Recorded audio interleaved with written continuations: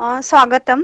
अम, आज कर्मवीर भाऊराव पाटील यांच्या जयंतीनिमित्त आपण जी व्याख्यानमाला आयोजित केलेली आहे त्या व्याख्यानमालेचं चौथं आणि शेवटचं पुष्प गुंतण्यासाठी आपण इथे सर्व जमलेलो आहोत.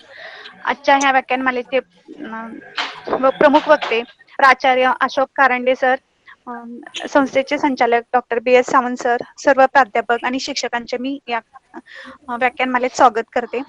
कर्मवीरांच्या स्तवनाने आपण ह्या व्याख्यानमालेची सुरुवात करूया. आवाज मला येतो ते बघूया.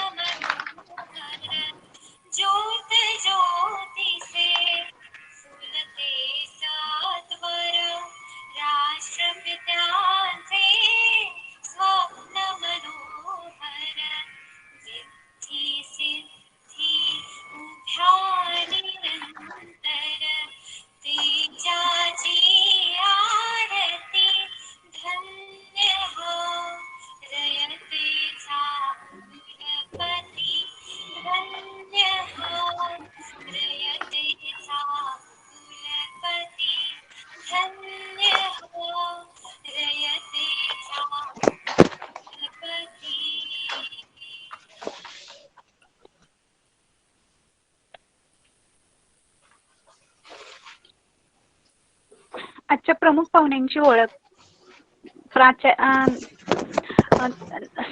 Doctor B.S. सावंत सर यांनी करून द्यावी अशी मी त्यांना विनंती करते.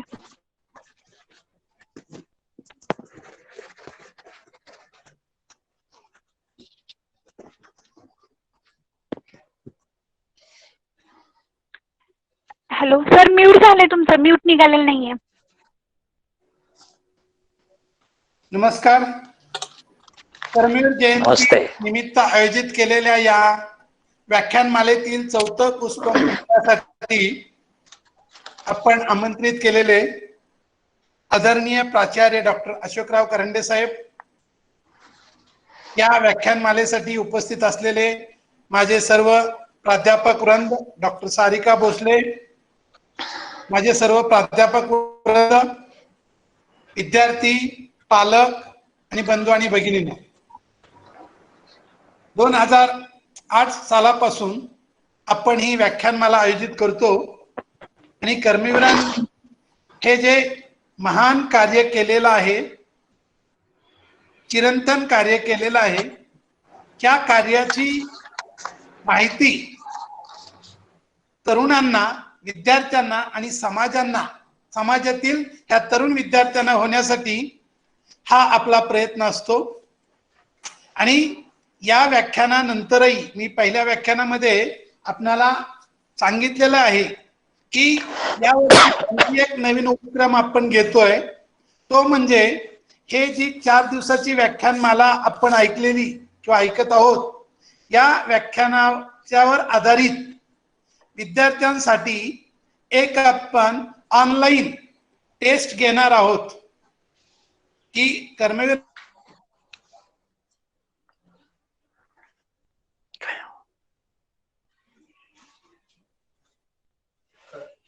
शंभर मार्काची 1 तासाची ऑनलाईन टेस्ट घेणार आहोत आणि या टेस्ट मध्ये जे विद्यार्थी पार्टिसिपेट होणार आहेत त्या सर्व विद्यार्थ्यांना प्रमाणपत्र मिळणार आहे।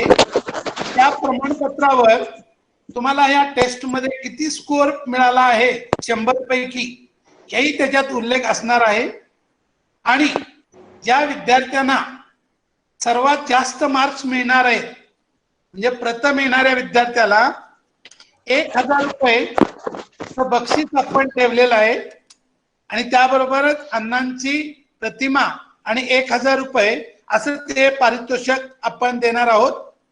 दुसरा विद्यार्थी सेकंड हायेस्ट या विद्यार्थ्याला 700 रुपये आणि अण्णांची प्रतिमा आणि तिसऱ्या विद्यार्थ्याला 500 रुपये आणि अण्णांची प्रतिमा असं आपण बक्षीस ठेवलेलं आहे। तर उद्देश एवढाच की ह्या सर्व विद्यार्थ्यांना हे काळजीपूर्वक सर्व व्याख्यानं ऐकावीत, अण्णांविषयी माहिती गोळा करावी आणि याच्यावरच ही आपली टेस्ट अवलंबून असणार आहे।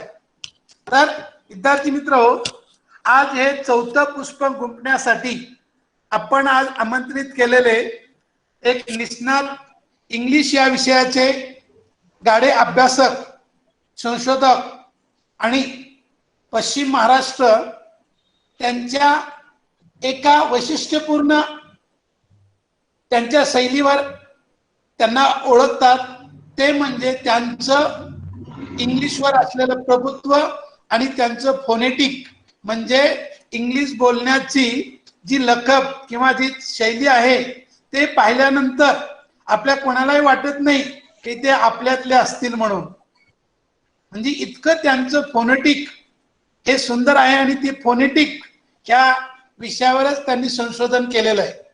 तर मी या इन्स्टिट्यूटच्या वतीनं आणि आपल्या सर्वांच्या वतीनं आजचे जे व्याख्याते आदरणीय प्राचार्य डॉक्टर अशोकराव कारंडे साहेब यांचं मी स्वागत करतो आणि मी त्यांची ओळख करून देतो। खरं तर पश्चिम महाराष्ट्राला पूर्ण महाराष्ट्राला हे व्यक्तिमत्व ओळखीचंच आहे, तरी परंतु हे एक कार्यक्रमाची औचित्य म्हणून मी ओळख करून देतो। हे डॉक्टर अशोकराव कारंडे साहेब हे इंग्लिश विषयाचे अभ्यासक असून MA इंग्लिश, PhD, MPhil आणि CTE हैदराबाद येथील त्यांनी हा एज्युकेशनल केलेली आहे आणि त्यांच्या कामातून त्यांनी जो कामाचा ठसा उमटवलेला आहे ते म्हणजे एक ॲडमिनिस्ट्रेटर, एक प्रशासक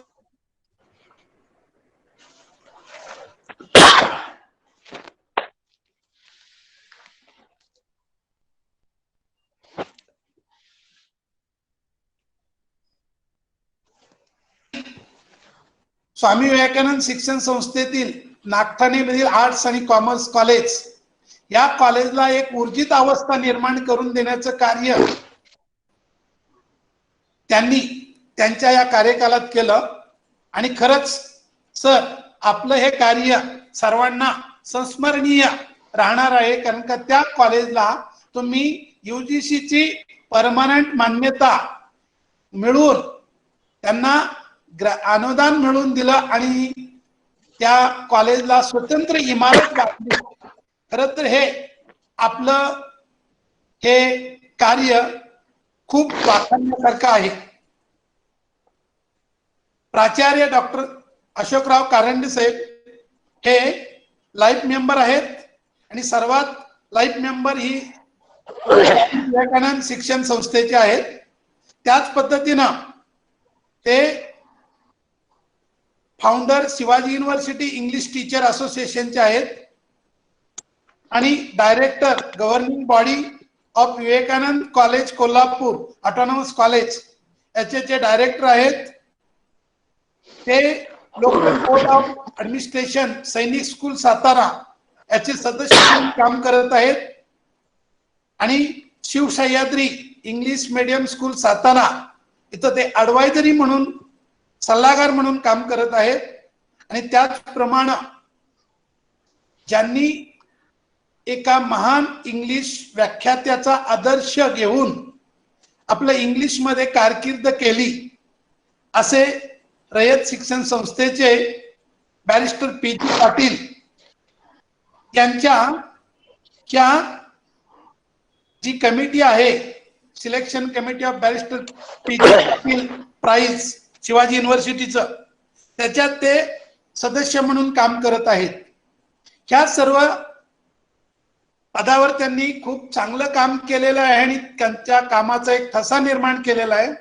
पण त्याच्यापेक्षा मला भावलेलं व्यक्तिमत्व म्हणजे त्यांची साधी राहणी. आणि खरं तर आपण एक मन आपल्याला माहिती आहे, साधी राहणी आणि उच्च विचारसरणी, खरं तर ते सरांच्या बाबतीत खूप लागू होतं. ते इतके सोज्वळ आणि साधे की त्यांना इतका साधा माणूस एवढ्या मोठ्या काम केलेला असतो याचं आपल्याला कधी कधी आश्चर्य वाटतं. असं हे व्यक्तिमत्व आहे. हे इंग्लिशचे शाळे अभ्यासक आणि समाजासाठी आपण देणं लागतोय याची भावना असणारे आणि त्या अनुषंगाने कार्य करत असणारे आजचे हे व्याख्याते आहेत. मी त्यांना पुन्हा नमस्कार करतो. त्यांनी आपलं आमंत्रण स्वीकारलं आणि आपल्याला मार्गदर्शन करण्यासाठी आले, त्याबद्दल मी त्यांचे धन्यवाद देतो आणि थांबतो. जय हिंद, जय कर्मवीर. धन्यवाद सर. माननीय प्राचार्य अशोकराव कारंडे सर यांना मी विनंती करते की त्यांनी कर्मवीरांचे शैक्षणिक तत्वज्ञान या विषयावर आमच्या स्टुडंटना मार्गदर्शन करावे. माझा आवाज येतो? हा, येतो साहेब. माझा आवाज येतो का? येतो ना. येतोय. ओके ओके, धन्यवाद. अण्णांच्या मला जी आहे त्या व्याख्यानमालेच्या समारोपात पुष्प गुंफण्यासाठी म्हणून निमंत्रित केलं. सर्वप्रथम मी रयत शिक्षण संस्था व्यवस्थापन महाविद्यालयाचे प्राचार्य आणि माझे स्नेही डॉक्टर सावंत सर, त्यांच्याबरोबरच तुमच्या स्टाफवर काम करणारे माझे इतर मित्र कुंभार सर असतील, भोला सर असतील आणि इतर सर्व प्राध्यापक वर्ग आणि विद्यार्थी मित्र, तर ज्या विषयावर आपण बोलण्यासाठी संधी दिलेली आहे त्या म्हणजे कर्मवीर अण्णांचं शैक्षणिक तत्वज्ञान. अण्णांचं शैक्षणिक तत्वज्ञान ज्याच्यामुळे आकाराला आलं, तो काळ, तो संघर्ष थोडासा आपण समजावून जर घेतला तर आपल्याला कर्मवीर अण्णांचं शैक्षणिक तत्वज्ञान असंच का हे आपणाला चांगलं समजू शकेल. यापूर्वी 3 वक्त्यांनी कर्मवीर अण्णांच्या कार्यावर खूप चांगलं विवेचन केलंय. शक्यतो त्याची पुनरुक्ती होणार नाही याची काळजी मी घेईन. तर आज आपण जगत असलेलं सुविधायुक्त आयुष्य जे आहे ते पूर्वजांनी केलेल्या कष्टाचं आणि संशोधनाचं फलित आहे. अगदी शिक्षणाबाबतीमध्ये जरी बोलायचं असलं तरी सुद्धा आपणाला मी सांगू इच्छितो इथं, आज आपण ज्या सुसज्ज इमारतीमध्ये, सर्व सोयीने युक्त इमारतीमध्ये टॅब जवळ घेऊन जे शिक्षण घेत असतो त्याची पूर्वीची आवृत्ती, सुरुवातीची आवृत्ती जी होती ती खूप वेगळी होती. पूर्वी ज्याला धुळी म्हणत असत, आज पूर्व प्राथमिक असं म्हटलं जातं. धुळी याचा अर्थ असा होता की जमिनीवर माती एकसारखी करायची आणि त्या एकसारख्या झालेल्या, सपाट झालेल्या मातीवर बोटानं अक्षर गिरवायची, म्हणजे धुळीवर अक्षर उमटवायची बोटानं, त्याला धुळी म्हणायची. आज मात्र आपण ते बोट ते कीबोर्ड एवढा प्रवास केलेला आहे. बोटाने जी अक्षर लिहिली जायची, त्याच्यानंतर टाक आला, त्याच्यानंतर पेन आला, शाई पेन आला, त्याच्यानंतर बॉल पॉइंट पेन आला आणि आज आपल्याकडे कीबोर्ड आहे. तसंच जिथं धूळ होती त्या धुळीच्या ऐवजी पाटी आली, नंतर कागद आला आणि आज आपण स्क्रीन वापरतो. म्हणजे बोट ते धूळ हा प्रवास कीबोर्ड ते स्क्रीन इथपर्यंत झालेला आहे. आणि इथपर्यंतचा प्रवास किंवा ही सुविधा आपणाला ज्याने निर्माण केली त्या पूर्वसुरींचं आपणाला स्मरण करावंच लागेल. कारण त्यांच्या कष्टामुळं, त्यांच्या अथक परिश्रमामुळं आज आपण हे सगळे टॅब आणि लॅपटॉप्स वापरतो. याच्या पाठीमागचं संशोधन, याच्या पाठीमागचं परिश्रम, या परिश्रमाला आपण सगळ्यांनी वंदन करावं अशी माझी इच्छा आहे याच्यामध्ये. कारण शिक्षणाचं आजचं स्वरूप जे आहे, जे सुखावं आहे, तर ते सुखावं स्वरूप आपल्यापर्यंत इथं देण्याचं काम ज्या लोकांनी केलेली आहे त्या लोकांच्या खांद्यावर आपण बसलो आणि म्हणून आपणाला इतक्या सुविधा प्राप्त झालेल्या आहेत. शिक्षण, ज्ञानार्जन ज्या काळामध्ये एक विशिष्ट वर्गाची वक्तेदारी होती, विशिष्ट वर्णाची मिरासदारी होती, विशिष्ट समाजाची ठेकेदारी होती, त्या काळामध्ये बहुजन समाज जो आहे, दलित शोषित समाज जो आहे, त्याचं जगणं हे जनावरांपेक्षाही बत्तर होतं. कारण त्या काळामध्ये जरी कोणी शिक्षणाचा किंवा पुस्तकाचा किंवा वेद मंत्रोच्चाराचा ऐकलं जरी तरी तो गुन्हा होता या बहुजन समाजाचा. आणि त्या ऐकलेली एखादी व्यक्ती जर सापडली तर त्याच्या कानामध्ये शिसं ओतलं जायचं. कोणी जर त्या वेदाचा किंवा श्रुतीचा उच्चार जर केला या लोकांनी तर त्याची जीभ छाटली जायची. म्हणजे ही मक्तेदारी, ही मिरासदारी, ही ठेकेदारी इतक्या टोकाची होती. आणि त्यामुळं या बहुजन समाजाला, दीनदलित पददलितांना शिक्षण आपण पाहतो की हे खूप कठीण होतं. त्यांच्या नशिबीच नव्हतं. ते नशिबी नव्हतं म्हणण्यापेक्षा ते शिक्षणापासून कसे दूर राहतील याची अतिशय व्यवस्थित योजना तेव्हा केलेली होती. म्हणजे अशा परिस्थितीमध्ये शिक्षणाचं महत्व काय असतं. एखाद्या भुके कंगाल व्यक्तीला एका अन्नाचा घास सुद्धा स्वर्गातलं अमृत लागावं, इतकं गोड लागावं अशी जेव्हा अवस्था असते त्यावेळेला त्या एका घासाचं मोल त्याला समजलेलं असतं. त्या काळामध्ये शिक्षणाचं मोल हे असंच होतं. त्यावेळेला शिक्षण हे या बहुजन समाजापासून दूर दूरवर कुठेतरी नेऊन ठेवलेलं होतं. अंधार कोठडीमध्ये त्यांना बंद केलेलं होतं, कोंडवाड्यामध्ये कोंडून ठेवलेलं होतं. त्यावेळेला या समाजाची जी अवस्था झालेली होती ती अवस्था आपण पाहतो की अतिशय विचित्र अवस्था होती. आणि अशा अवस्थामध्ये शिक्षण बहुजनापर्यंत आणण्यासाठी कमाल संघर्ष करावा लागला. आणि या प्रस्थापितांशी संघर्ष करताना मला माहित आहे की तो संघर्ष इतका सहज नव्हता. जे काही संघर्ष करणाऱ्यांना सोसावं लागलं ते पराकोटीचं शोषण होतं, पराकोटीचा त्याग होता. आणि त्यामुळं हे शिक्षण आपल्यापर्यंत ज्यानी ज्यानी आणलं, भगीरथाने जशी गंगा आणली पृथ्वीवर, किंबहुना त्याच्यापेक्षाही जास्त अवघड काम या मक्तेदारांकडून शिक्षण सोडवून घेणं आणि बहुजनापर्यंत आणणं इतकं कठीण काम ते होतं. आणि असं कठीण काम करण्याची जी परंपरा जी आहे, जी वंशावळी जी आहे, त्या वंशावळामध्ये कर्मवीर भाऊराव पाटील आहेत. खरं तर हे कठीण काम करणाऱ्यांच्या मध्ये आद्यपुरुष ज्याचा आपण भगीरथ म्हणून ज्याचा उल्लेख करू ते क्रांतीसूर्य महात्मा ज्योतिराव फुले. याने ते शिक्षण बहुजनाच्या दारापर्यंत आणण्याचा प्रयत्न केला. केवळ त्यांनी प्रयत्न केला त्यावेळेला त्यांना मरणयातना सोसाव्या लागल्या या प्रस्थापितांच्याकडून, या ठेकेदारांच्याकडून, या मक्तेदारांच्याकडून. आणि मग तिथं त्यावेळेला त्यांनी जे काही केलं त्याच्या त्यागाला, त्याच्या शोषणाला अंत नाही, त्याच्या संयमाला अंत नाही. अशा क्रांतीसूर्य महात्मा ज्योतिराव फुले यांनी प्रथमतः आपण पाहतो की या शिक्षण अमृताचा एक थेंब बहुजनाच्या दारापर्यंत आणला. आता शिक्षण ज्याला आपण म्हणतो, नक्की शिक्षण म्हणजे आपण कशाला शिक्षण म्हणतो. जे शिक्षण आपणाला, जे ज्ञानार्जन आपणाला अर्थार्जन करून देऊ शकेल, मिळवू शकेल आणि त्याच्या जोरावर आपणाला चार घास सुखानं खाऊ देऊ शकेल, हा शिक्षणाचा अतिशय संकुचित, अतिशय सीमित असा अर्थ झाला. खरं तर हाच अर्थ जर आपण शिक्षणाचा आज घेतला जातो आणि हाच जर अर्थ आपण जर घेतला तर शिक्षणाशिवाय पशु पक्षी आणि किडामुंगी सुद्धा अर्थात त्यांचं अन्न पाणी मिळवतात. मग शिक्षणाशिवाय जर अन्न पाणी हे पशु पक्षी आणि किडामुंगी मिळवत जर असेल, मग आपलं शिक्षण त्याच्यापेक्षा नक्कीच वेगळं असलं पाहिजे. त्यामुळे शिक्षणाचा अर्थ लावताना केवळ भाकरी मिळवून देणारी कला, भाकरी मिळवून देणारी माहिती किंवा भाकरी मिळवून देणारा एक मार्ग किंवा साधन म्हणून शिक्षणाकडे पाहणं आपल्यासाठी गुन्हा ठरू शकतो. शिक्षण त्याला आपण म्हणतो की जे शिकणाऱ्याला अस्मिता देतं, शिकणाऱ्याला ओळख देतं, शिकणाऱ्यामध्ये स्वाभिमान जागृत करतं, त्याचं सत्व जागृत करतं, त्याच्या चरित्राची आणि चारित्र्याची जडणघडण करतं, त्याचं संवर्धन करतं, सजीवांप्रती समभाव निर्माण करतं, संवेदना आणि सहवेदना त्यांच्यामध्ये निर्माण करतं. त्याला आपण शिक्षण म्हणतो.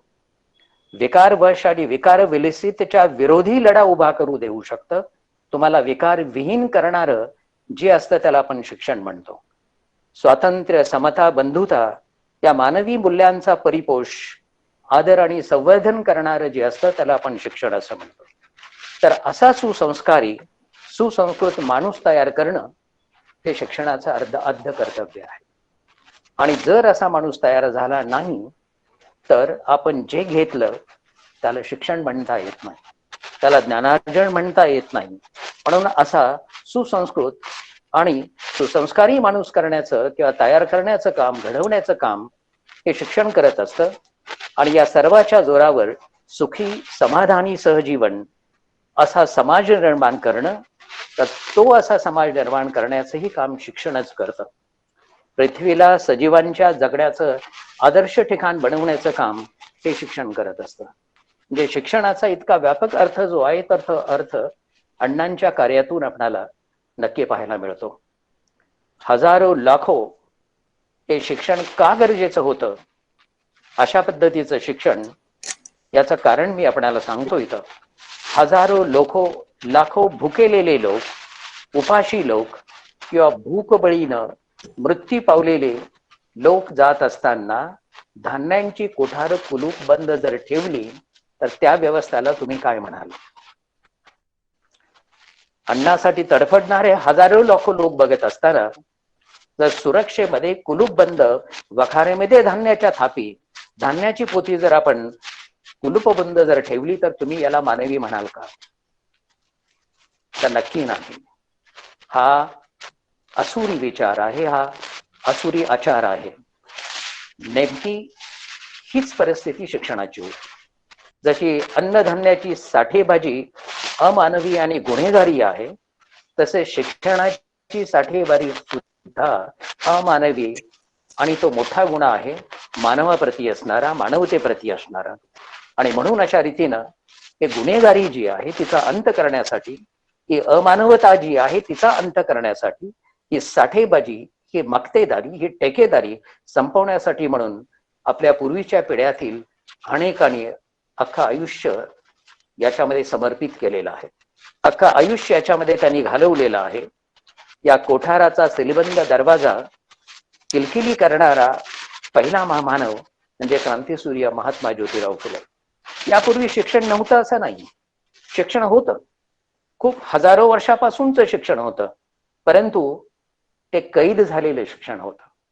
ते ठराविक लोकांच्या, ठराविक गटाच्या, ठराविक समाजाच्या व्यक्तीसाठी ते मिष्टान्न होतं, ते मेजवानी होते. परंतु बहुसंख्यासाठी मात्र ते आपण पाहतो की खूप खूप दूरचं असं गुलबकावलीचं फुल होतं. खूप खूप अशक्य प्राय अशी ती गोष्ट होती. आणि म्हणून या सामान्य लोकांना शिक्षण मिळवून देणं याला खूप महत्व आहे.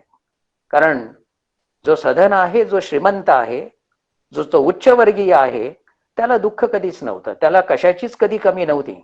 ना अन्न पाण्याची कमी होती, ना शिक्षणाची कमी होती, ना सुखसोयीची कमी होती.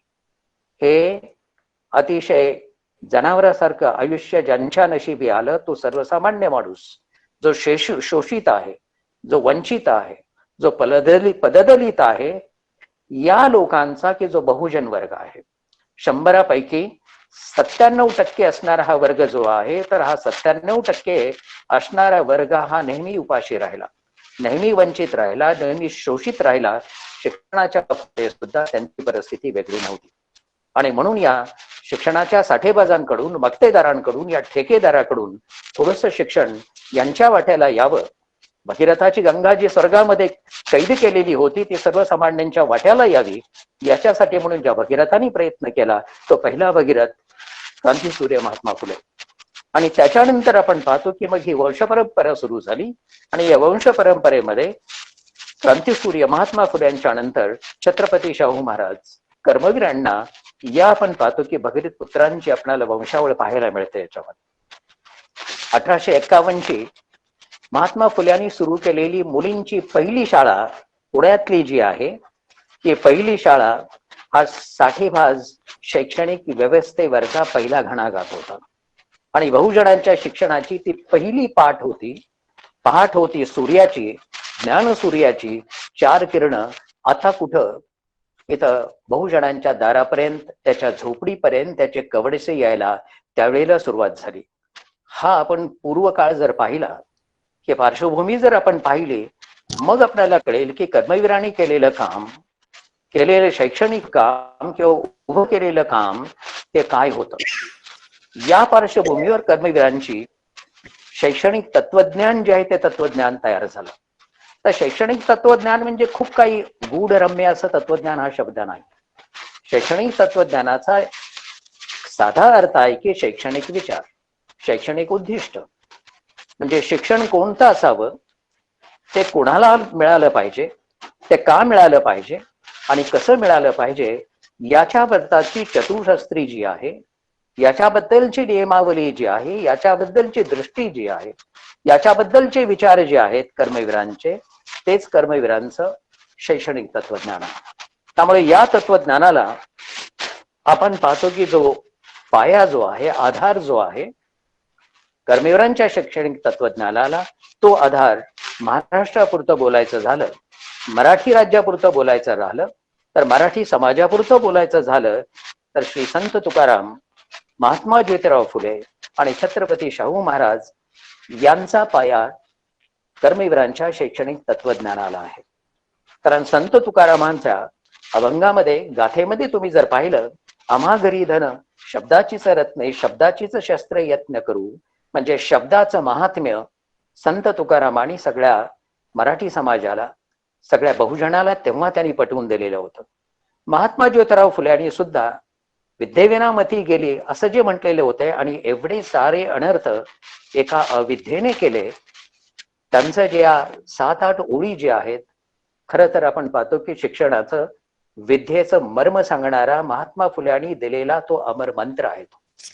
आणि हा दिलेला अमर मंत्र बहुजनाला त्यांनी दिला. बहुजनाच्या दारिद्र्याचं, बहुजनाच्या विकलांग परिस्थितीचं खरं कारण काय आहे, तर त्या खरं कारण त्यांनी त्यांच्या या मंत्रामध्ये दिलेलं आहे. आणि हा मंत्र जो आहे, त्या बहुजन समाज अज्ञानी अंधश्रद्धा का झाला, अज्ञानी अंधश्रद्धा झाला नाहीये, तो अज्ञानी आणि अंधश्रद्धा बनवला, त्याचं ते षडयंत्र जे होतं, त्या षडयंत्राला इथं आपण पाहतो की धक्का देणारा त्या फुल्यांचा आणि संत तुकारामांची ही काव्य जी आहेत, मंत्र जे आहेत, तो आपल्याला सांगत असतो. छत्रपती शाहू महाराज खरं तर हा राजा होता, परंतु हा राजा गरिबांचा राजा होता, हा रयतेचा राजा होता. आणि हा रयतेचा राजा असल्यामुळं डोंगर कपाऱ्यामध्ये शेता बांधावर फिरणारा हा राजा होता. साध्या सामान्य लोकांचं दुःख वाटून घेणारा हा राजा होता. आणि म्हणून या सामान्य लोकांचं दुःख जे आहे, दैन्य जे आहे, त्या दैन्याचं मूळ कशामध्ये आहे, त्या राजाला माहीत झालेलं होतं. आणि हे माहीत झालेलं दैन्य जे आहे, याच्यावर उतारा कुठला आहे, याच्यावर उपाय काय आहे, याचंही चिंतन या राजानं केलेलं होतं. आणि या राजाच्याच आपण पाहतो की शिकवणीच्या खाली कर्मवीर भाऊराव शिकू शकले, त्यांच्या राजवाड्यामध्ये, त्यांच्या सहवासामध्ये राहू शकले. आणि म्हणून ते छत्रपती शाहू महाराजांचं स्वप्न, त्यांनी पाहिलेलं स्वप्न भाऊरावांच्या डोळ्यामध्येही उतरलं. आणि हे स्वप्न त्यांच्या डोळ्यामध्ये उतरल्यानंतर याच्यावर उतारा शोधण्याचं काम छत्रपतींबरोबर कर्मवीरांनीही करण्याचा प्रयत्न केला. कारण हे सहज शक्य होतं. कारण बहुजनांच्या अज्ञानाचं, अंधकाराचं आणि त्यांच्या अंधश्रद्धेचं हे जे प्रॉडक्ट जे आहे ते मानव निर्मित होतं. ते काय देवनिर्मित नव्हतं, निसर्ग निर्मित नव्हतं. मानवानं, एका विशिष्ट समाजानं या बहुजन समाजाची दयनीय अवस्था करण्याचं हे षडयंत्र होतं. कारण वर्ण, वर्ग, जात, धर्म हे देवानं दिलेले नाही. वर्ण वर्ग जात धर्म हे मानवानं निर्माण केलेले आहेत आणि म्हणून बहुजणांचा अज्ञान अंधकार त्यांच्या जीवनातला हा मानव निर्मित आहे. तो जर मानव निर्मित असेल तर याच्यावर उपाय सुद्धा हा मानव निर्मितच आहे. याचं भान या सगळ्यांना आलेलं होतं. याचं भान संत तुकारामांना, यांचं भान महात्मा फुल्यांना, यांचं भान छत्रपती शाहू महाराजांना आणि कर्मवीरांनाही झालेलं होतं. आणि म्हणून हे लादलेलं मागासपण जे आहे, हे लादलेलं मागासपण भिरकावून देण्याची ताकद सर्वसामान्यामध्ये यावी याच्यासाठी या चारी महामानवाने अथक परिश्रम केले, अधिक कष्ट केले. या अज्ञान अंधश्रद्धेच्या महामारीवर रामबाण औषध म्हणजे शिक्षण आहे, याचा साक्षात्कार या चौघांनाही झालेला होता. आणि तो साक्षात्कार इथं झाल्यामुळेच आपण पाहतो की या लोकांच्या, कर्मवीरांच्या आणि इतर छत्रपती शाहू महाराज आणि इतरांचा जो एक मार्ग त्यांनी चोखाळला, त्यांनी जी दृष्टी त्यांना मिळाली, त्यांनी दिशा जी चोखाळली, या दिशेच्या आपण पाहतो की जोरावरच कर्मवीरांनी सारखी एक मोठी संस्था जन्माला घातली आणि त्यांचं स्वतःच तत्वज्ञान झालं. हे तत्वज्ञान जेव्हा तयार होतं त्यावेळेला केवळ तत्वज्ञान असून चालत नाही, ते गोचर व्हावं लागतं, ते दिसावं लागतं, ते जाणवावं लागतं, त्याचा आचार विचारामध्ये त्याचं प्रतिबिंब पडावं लागतं. आणि म्हणून मी आपणाला नक्की सांगू शकतो की कर्मवीरांचं तत्वज्ञान जे आहे ते संस्थेच्या नावापासून सुरू होतं.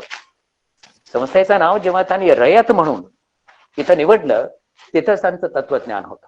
रयत म्हणजे हे नक्की कोण हो? रयत म्हणजे वंचिताचा वर्ग, रयत म्हणजे शोषितांचा वर्ग, रयत म्हणजे पददलितांचा वर्ग, दुर्लक्षितांचा वर्ग, सामान्य बहुजन कष्टकरी जनतेचा वर्ग म्हणजे ही रयत आहे. रयत म्हणजे राजे रजवाडे नव्हेत, रयत म्हणजे उमराव नव्हेत, रयत म्हणजे श्रीमंत नव्हेत, तर रयतेचा अर्थच हा वंचितांचा, शोषितांचा, दलितांचा, पददलितांचा, दुर्लक्षितांचा, सामान्य कष्टकरी जनतेचा वर्ग जो आहे तो रयत. यासाठी काम करायचं, याच्यासाठी आपल्याला शिक्षण इथं उपलब्ध करून द्यायचं आहे.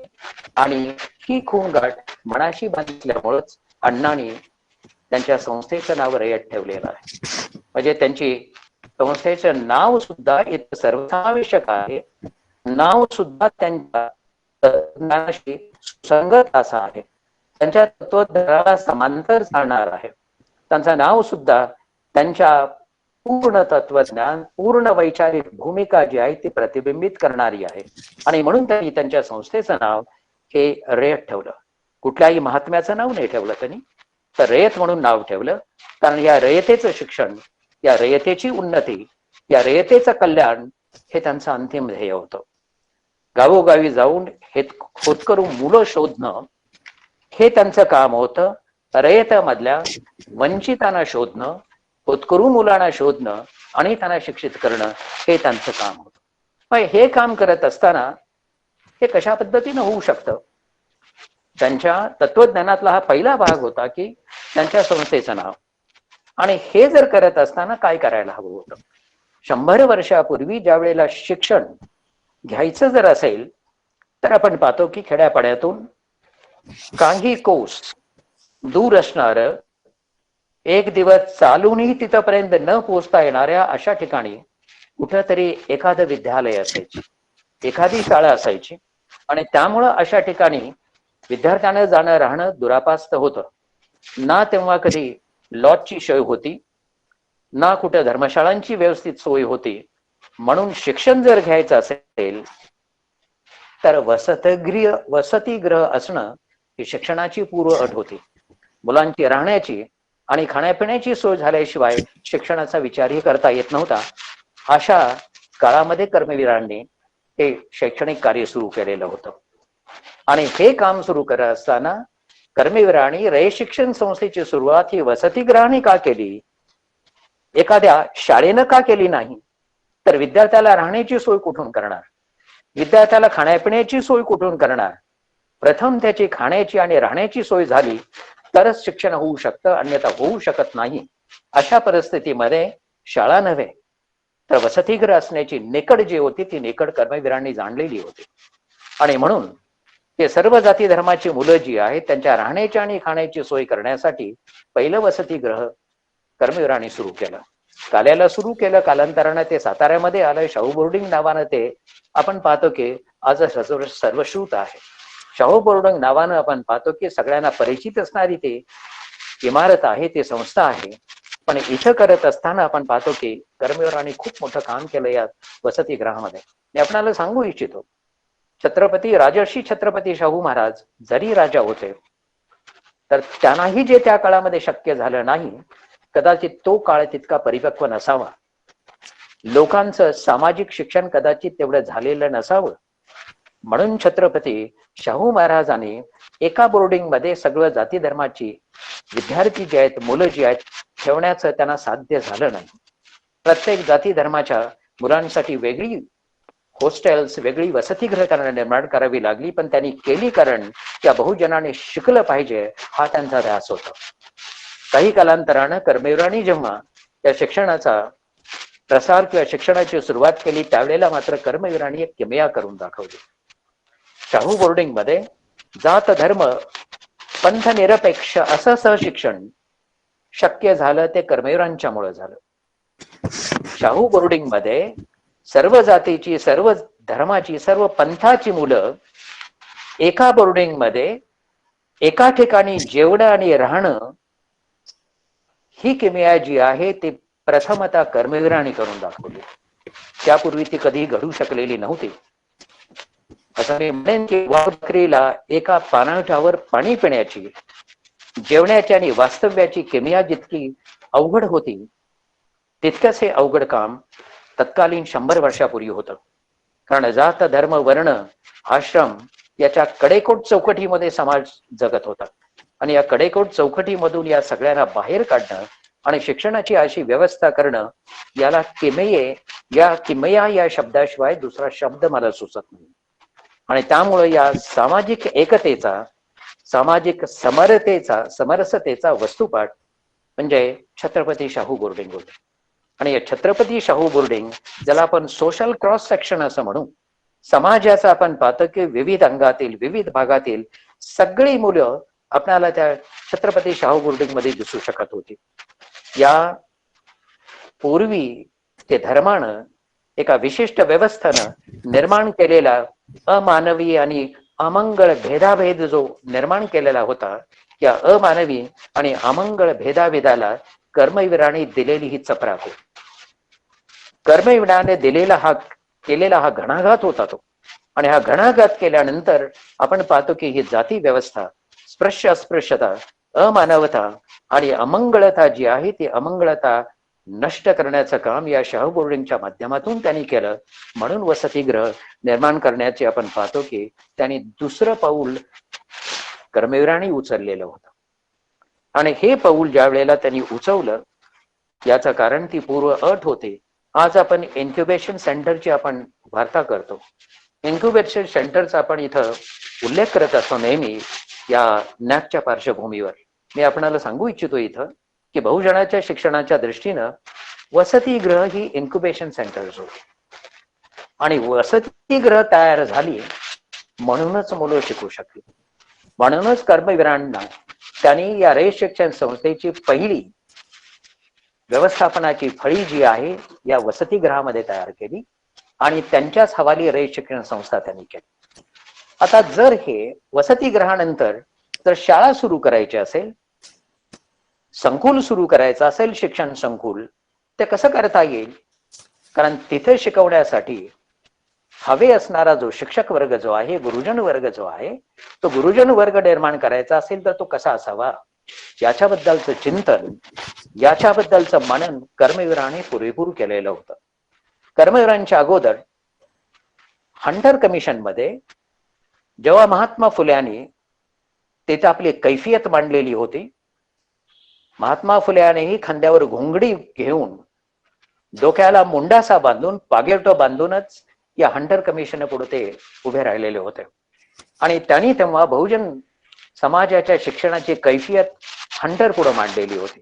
आणि त्याच्यामधले एक कलम जे होतं ते एक कलम असं होतं की बहुजनांना जर शिकवायचं असेल तर बहुजनातले शिक्षक आवश्यक आहेत.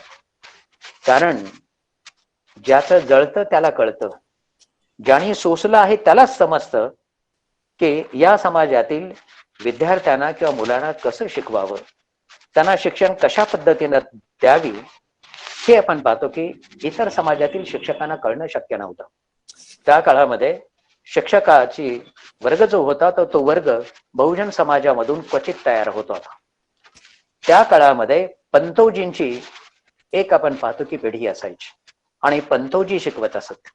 आणि पंतोजी हा बहुजन समाजातला घटक नव्हता.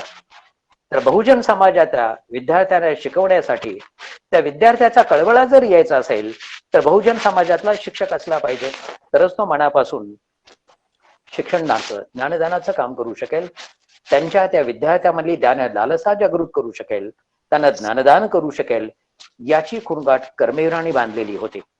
आणि त्यामुळं इथं आपण पाहतो की ज्याच्या मुलाला, ज्या मातेच्या मुलाला काही पीडा आहे, तिलाच आपण पाहतो की तिचाच प्राण तळमळेल, इतराचा प्राण तळमळणार नाही.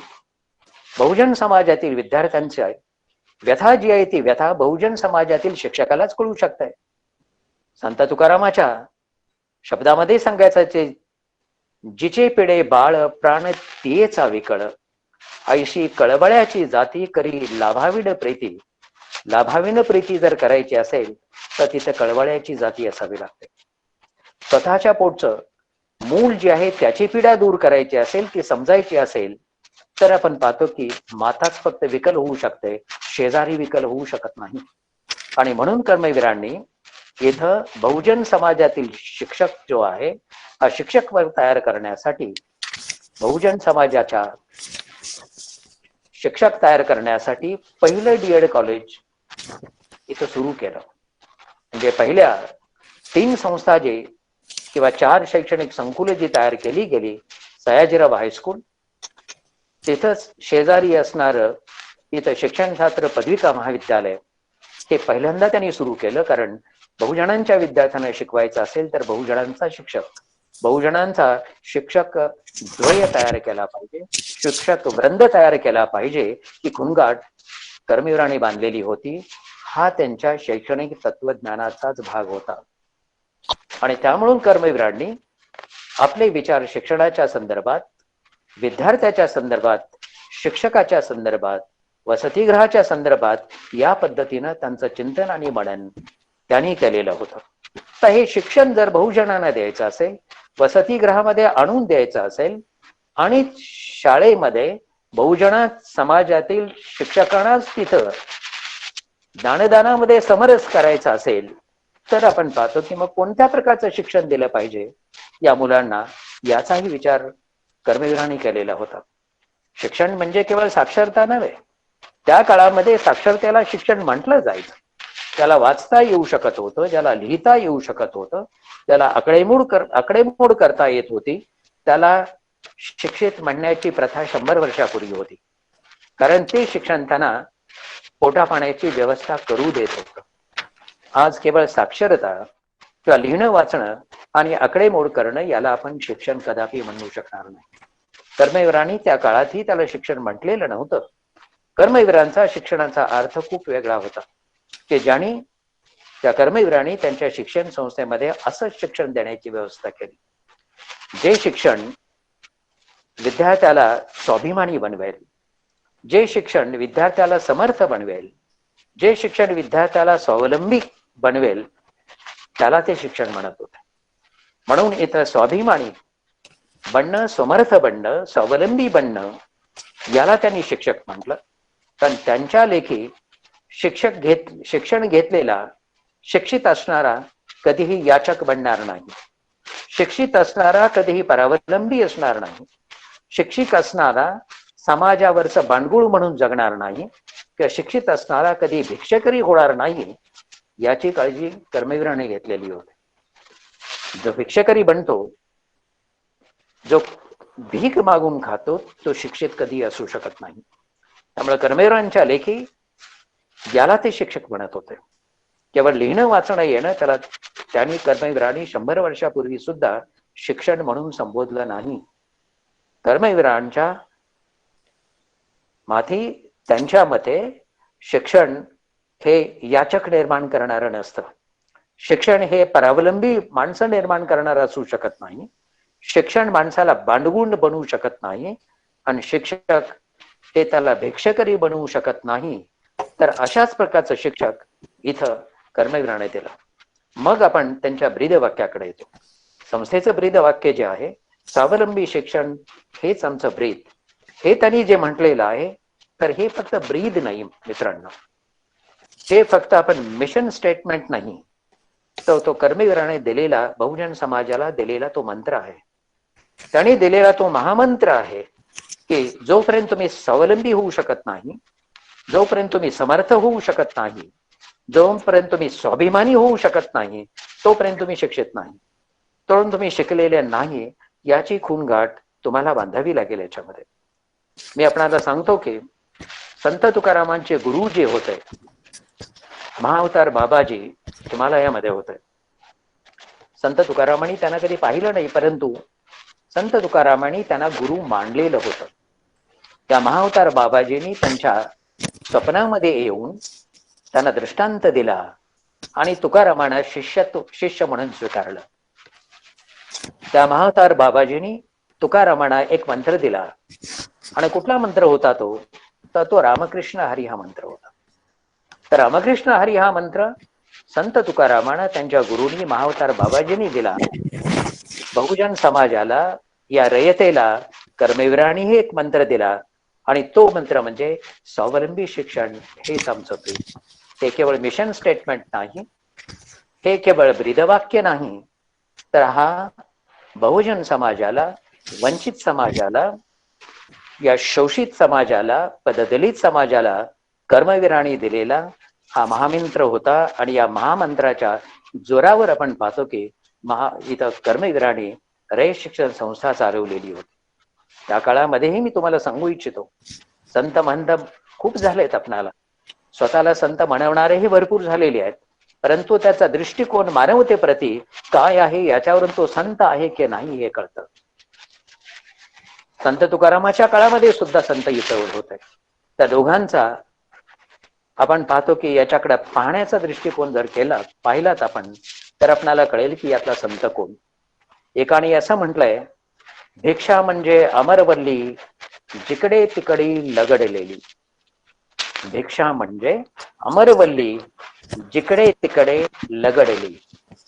भिक्षा म्हणजे ही अमरवल्ली आहे, अमर झाड आहे, तुम्ही जाण त्याची भिक्षा कधीही तोडून घ्या आणि त्याच्यावर जगा, अशी एक विचारधारा होती.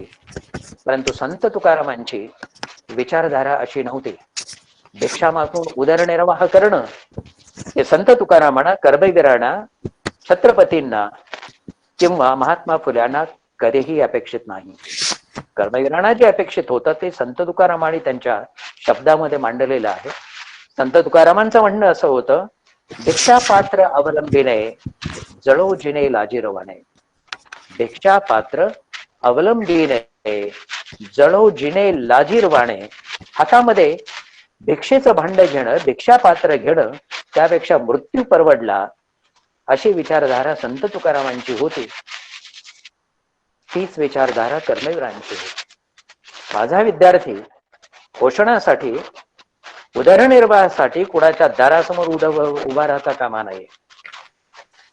तर त्याने स्वतःच कष्ट करून स्वावलंबनानं स्वतःचा उदरनिर्वाह केला पाहिजे. किंबहुना स्वतःच्या उदरनिर्वाहा बरोबरच इतरांच्या उदरनिर्वाहाची त्यांनी सोय केली पाहिजे, अशी विचारधारा असणारा हा कर्मवीर, हा महान विभूती जी आहे ती विभूती होती.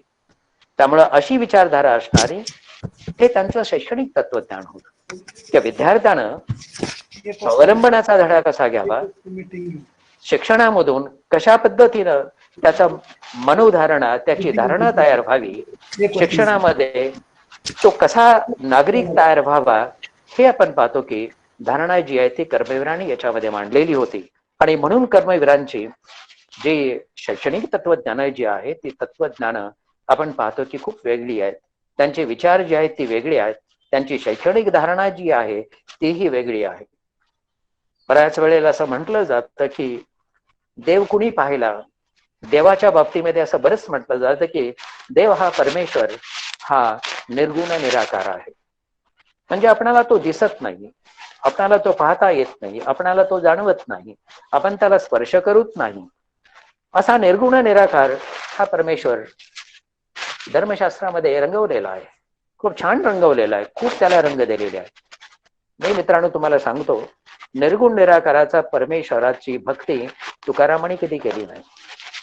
निर्गुण निराकार परमेश्वर त्यांनी मांडला नाही, त्यांनी मांडला तो सगुण साकार परमेश्वर मांडला. कर्मवीराने सगुण साकार परमेश्वराचीच पूजा केली, त्याचीच सेवा केली. जो जनता जनार्दन जो आहे, दरिद्री नारायण जो आहे, त्या दरिद्री नारायणाची जनता जनार्दनाची पूजा, त्याची सेवा जशी तुकारामांनी केली, जसे महात्मा फुल्यांनी केली, जशी राजर्षी छत्रपती शाहू महाराजांनी केली, तोच वारसा कर्मवीरांनी पुढे चालवला. आणि कर्मवीरांनी या रंजल्या गांजल्या समाजातील हे विद्यार्थी उचलून आणले आणि त्यांना शिक्षित केलं, त्यांना समर्थ केलं, त्यांना स्वाभिमानी बनवलं. जे का रंजले गांजले त्याचे म्हणे जो आपुले, तोची साधू ओळखावा देव तेथेचे म्हणावा. तुकारामाची ही उक्ती जी आहे, ही उक्ती जेव्हा मी कर्मवीरांच्याकडे पाहतो, त्यांच्या प्रतिमेकडे पाहतो, त्यावेळेला त्या प्रतिमेमध्ये मला साधू दिसतो, त्या प्रतिमेमध्ये मला संत दिसतो, त्या प्रतिमेमध्ये मला देव दिसतो. हा माझा सगुण आणि साकार परमेश्वर आहे, हा माझा सगुण आणि साकार देव आहे. कारण ज्याला दलिताबद्दल मायेचा पाजर फुटत नाही तो देव नाही. ज्याला दलितामध्ये कणव ज्याला येत नाही तो देव असू शकत नाही. म्हणून स्वतःच्या मुलावर जेवढं प्रेम, त्याबद्दल जेवढी दया, तेवढीच निराधाराच्या मुलांच्या बद्दल जेव्हा दया आपल्या मनामध्ये उत्पन्न होते, दास दासींच्या मुलांच्या बद्दल दया उत्पन्न होते, तिथं परमेश्वराचं वास्तव्य असतं, तिथं परमेश्वराचा वास असतो. दया करणे जे पुत्रांशी, तेच दासा आणि दासी, तुका म्हणे सांगू किती, त्याची भगवंताच्या मूर्ती. भगवंताची मूर्ती की तुम्ही दगडाच्या मूर्तीला पूजायचं कारण नाही, संगमरवराच्या मूर्तीला पूजायचं कारण नाही. ज्याच्या हृदयामध्ये अशा दीनदलितामध्ये कणव आहे, ज्याच्या हृदयामध्ये दीनदलितामध्ये दया आहे, तिथं या परमेश्वराचं वास्तव्य असतं, तिथं या ईश्वराचं वास्तव्य असतं, देवाचं वास्तव्य असतं. त्यामुळं मी देव जो पाहतो तो महात्मा फुल्यांच्या स्वरूपामध्ये, देव पाहतो तो तुकारामाच्या स्वरूपामध्ये, देव पाहतो राजश्री शाहू महाराजांच्या स्वरूपामध्ये, देव पाहतो तर कर्मवीरांच्या स्वरूपामध्ये पाहतो. कर्मवीरांसारख्या विभूती खर तर आपणाला अण्णा हे देवाजीचं देणं आहे, आपणाला मानवतेचं लेणं आहे ते, आणि ज्ञानार्जकांचं दैवत आहे. त्यामुळे हे परमेश्वराने दिलेलं देणं, हे मानवतेचं लेणं आणि पूर्ण ज्ञानार्जनांचं, पूर्ण साधकांचं दैवत जे आहे ते दैवत हे कर्मवीर आहेत. बहुजनांसाठी जे परिवर्तनाची लढाई लढली त्यांनी, त्यांच्या पूर्वी अनेकांनी लढली, या परिवर्तनाच्या दिंडीमधले ते बिणीचे वारकरी आहेत. आणि म्हणून आज आपण इतक्या सुस्थितीमध्ये आहोत, हा बहुजन समाज इतक्या चांगल्या अवस्थेमध्ये आहे. ते केवळ विचारवंत नव्हते, तर ते आचारवंत होते, ते कर्मवीर होते, हिरो इन ऍक्शन होते. आणि या अशा कर्मवीरांच्या, या आचारवंत असा द्रष्टा महामानव, असा संत महामानव, असा समाज सुधारक कर्मवीराच्या रूपानं या भूमीवर अवतरलेला होतोय, हे आपण सगळ्यांनी समजून घेतलं पाहिजे. बऱ्याच वेळेला पूर्वसुरीच्या वक्त्यांनी सुद्धा म्हटलेलं होतं की अण्णा फार शिकलेले नव्हते. माझी हरकत आहे या शब्दावर, या वाक्यावर मी हरकत घेतोय. अण्णा फार शिकलेले नव्हते म्हणणं, माझं मत आहे की अण्णा इतकं कुणीच शिकलेलं नव्हतं. जर एवढ्या बहुजन समाजाला शिक्षित करणारा, स्वाभिमान देणारा असा माणूस जर असेल तर तो शिकलेला नव्हता असं कसं म्हणत आपणाला? तर अण्णा खूप शिकलेले होते. आजपर्यंत रयत शिक्षण संस्थेमध्ये जेवढे शिकले त्यांची गोळाबरीज केली त्याच्यापेक्षाही जास्त अण्णा शिकलेले होते. आणि म्हणून तर एवढा शिक्षणाचा पसारा, म्हणूनच एवढ्या शिक्षण संस्था आणि एवढ्या बहुजन समाजाला ते साक्षर करू शकले, शिक्षित करू शकले, सुशिक्षित करू शकले, संस्कारी करू शकले, सुसंस्कृत करू शकले. अण्णा इतका शिकलेला माणूस कोणीही नव्हता. हे माझं प्रांजळ मत आहे.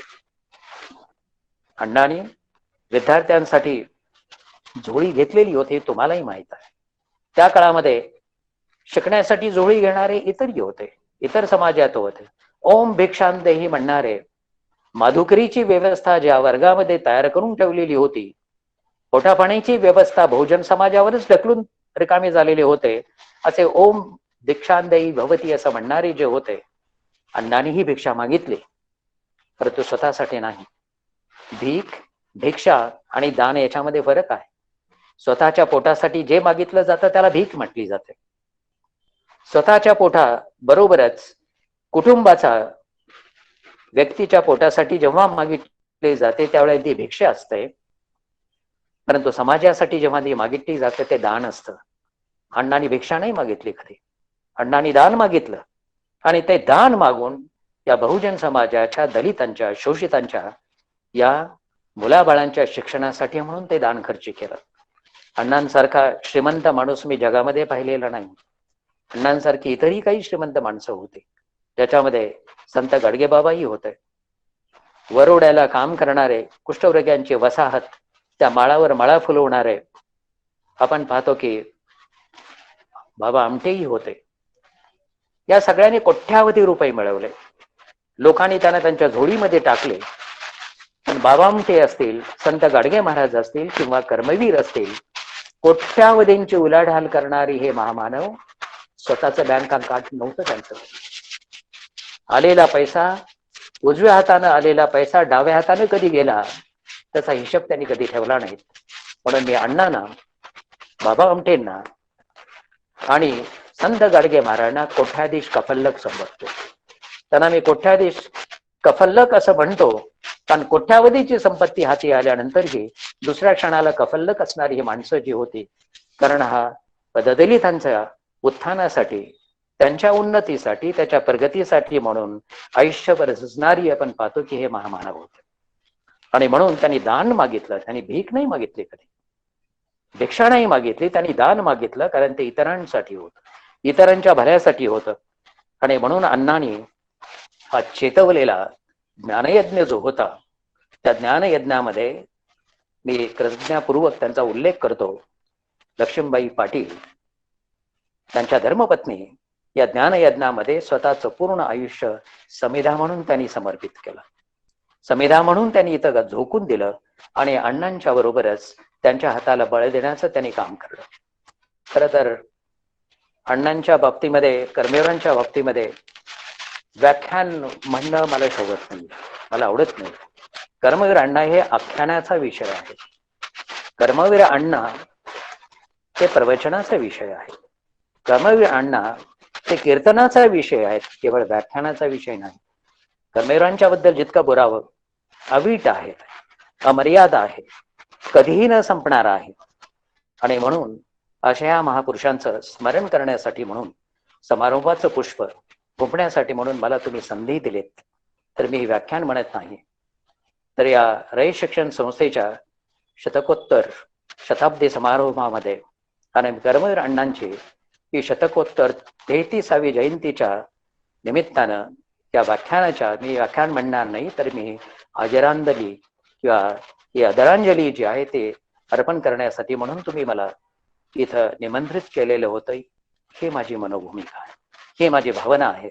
आणि ही संधी जी तुम्ही मला मिळवून दिली त्यासाठी तुमच्या संस्थेचा, कर्मवीर व्यवस्थापन महाविद्यालय, प्राचार्य सावंत सर, त्यांचे सगळे सहकारी आणि विद्यार्थी हे तुमच्या आहे. धन्यवाद.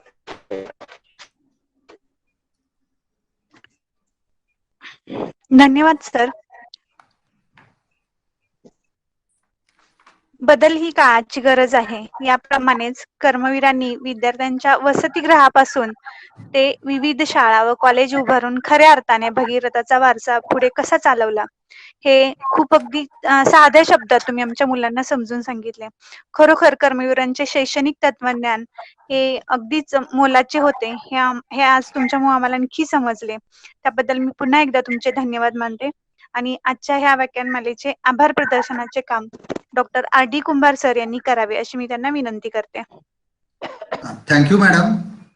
कर्मवीर भाऊराव पाटील जयंती व्याख्यानमालेचे चौथे पुष्प गुंफण्यासाठी उपस्थित प्रमुख पाहुणे माननीय डॉक्टर अशोक कारंडे सर, कार्यक्रमाचे अध्यक्ष माननीय doctor B S Sawant sir, संचालक Karmaveer Bhaurao Patil institute of management studies and research, principal Chandrakant Jagdale sir आणि सर्व उपस्थित विद्यार्थी मित्र, जडगे सर आणि आदरणीय जडगे सर. कर्मवीर भाऊराव पाटील यांनी बहुजनांच्या शिक्षणामध्ये जे केलेलं योगदान आहे ते सरांनी अतिशय विस्तृतपणे अगदी सहज सोप्या भाषेत समजेल याप्रमाणे सगळ्यांच्या पुढे निश्चित सर आपण कर्मवीर भाऊराव पाटलांचं बहुजनांच्या शिक्षणामधल्या योगदानाबद्दल जी मांडणी केली ही मांडणीचा निश्चित असा या सर्व श्रोत्यांना विद्यार्थ्यांना त्यांच्या आयुष्यामध्ये फार मोठा उपयोग होणार आहे. कर्मवीर भाऊराव पाटलांनी जाती व्यवस्था नष्ट करण्यासाठी वस्ती मांडली आणि त्याच्यामध्ये सर्व जातीतील धर्मातील विद्यार्थ्यांना त्याच्यामध्ये समाविष्ट करून एक इन्क्युबेशन सेंटर असं उभा केलं आणि कर्मवीरांनी जो समाजाला शिक्षणाचा अर्थ जो देश समजवला की जे स्वावलंबी असावं, स्वाभिमानी असावं, समर्थ असावं, हे आपण अतिशय सोप्या शब्दात मांडलं. याबाबत यासाठी मी Karmaveer Bhaurao Patil institute of management studies च्या वतीनं आपले आभार मानतो. या कार्यक्रमासाठी उपस्थित असणारे Jadage sir, principal Chandrakant Jagdale sir, सर्व विद्यार्थी यांचेही आभार मानतो आणि हा कार्यक्रम आयोजित करण्यासाठी माननीय डॉक्टर सावंत सर आणि कार्यक्रमाचे संयोजक डॉक्टर भोसले सर, जवळपास गेले 10 ते 15 वर्ष आम्ही ही व्याख्यानमाला आयोजित करतोय आणि प्रत्येक वर्षी सावंत सरांनी चांगल्या पद्धतीनं आम्हाला मार्गदर्शन करून व भोसले सरांच्या परिश्रमातून ही व्याख्यानमाला साकार होते. त्याबद्दल या दोघांचेही मी आभार मानतो आणि पुनश्च एकदा सर्व उपस्थितांचा आभार मानून हा कार्यक्रम संपला असं अध्यक्षांच्या परवानगीनं जाहीर करतो. थँक्यू. जय कर्मवीर. थँक्यू करंडे साहेब. नमस्कार. थँक्यू. धन्यवाद. धन्यवाद. हा, दिलीप जगदाळे साहेबही आलेत. हा, जगदाळे सर नमस्ते. धन्यवाद. दिलीप जगदाळे साहेब. हा, थँक्यू.